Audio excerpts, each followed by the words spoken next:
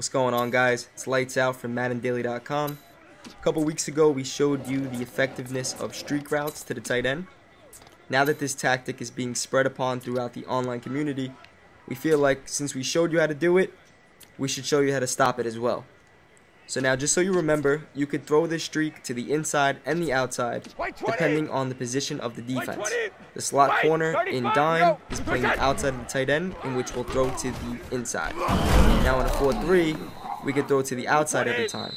Now to stop that, since we could throw to the left outside and the right outside, we would need pretty much each defensive end to play in a hook zone. So the left one and the right one, meaning we're only going to be blitzing two guys, maybe even one, because we need to spy the quarterback. So now we're in a max coverage style defense, and flat aren't covered, out routes aren't covered, whip routes to the sidelines aren't covered, corner routes aren't covered. We feel like the best type of defense is to let our opponent attack the middle. Let them attack towards the inside. So we're going to look at dime, and we're going to look for a defense in which the MLB, the middle linebacker, is in a hook zone. And the perfect defense for that is cover one press out of dime. See that the slot corners are playing outside position, giving the tight end inside position to throw it. However, our middle linebacker is playing it perfectly for the pick on the first try.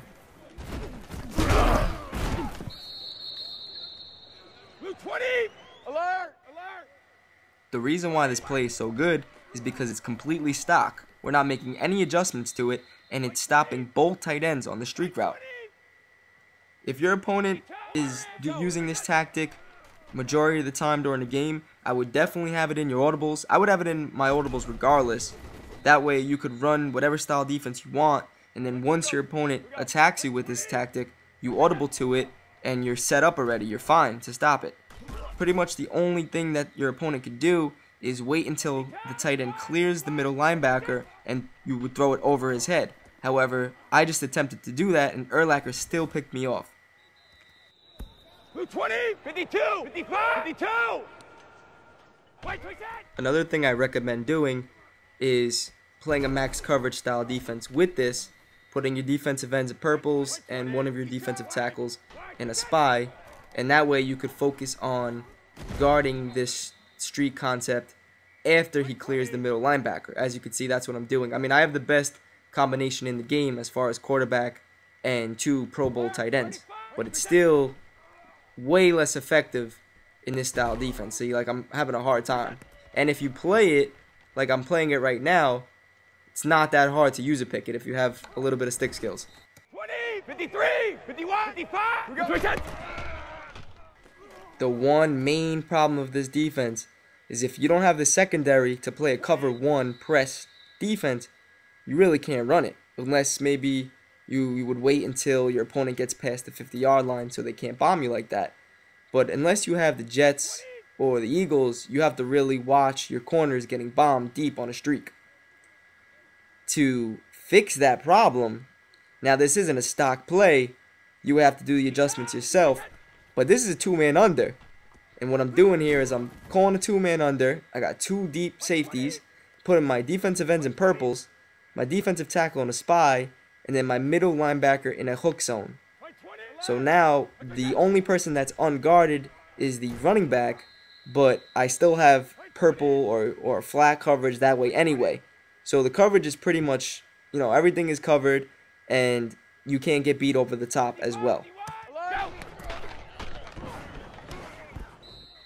Also, unlike the cover one press, once the tight ends pass the middle linebacker, for some reason the slot corners change from outside position to inside position. So it's literally pretty much locked. Like, watch, as he passes the middle linebacker, both defenders switch to inside position, and it's either an easy pick or an easy swat every single time. 52, alert, wide, 20. Just so you know, I'm globally putting my middle linebacker in a yellow hook zone and moving him back without even clicking on him and touching him. To do that, you just press right on the D-pad and up on the D-pad, and then right on the D-pad and up on the right stick. Now we're looking at fade routes. Fiasco mentioned this in a prior video. If the defender that's guarding the tight end, if he has outside position just like this play, the fades will not get inside position. Almost majority I would say like 90% of the time, the tight ends will not get inside position on fade routes if the defender that's guarding him has outside position before the snap. See how the defender is gaining inside position. I hope you enjoyed this tip. Subscribe if you haven't already. Like this video if this really helped you. It's lights out from MaddenDaily.com. Check out the site when you get a chance. Peace, fellas.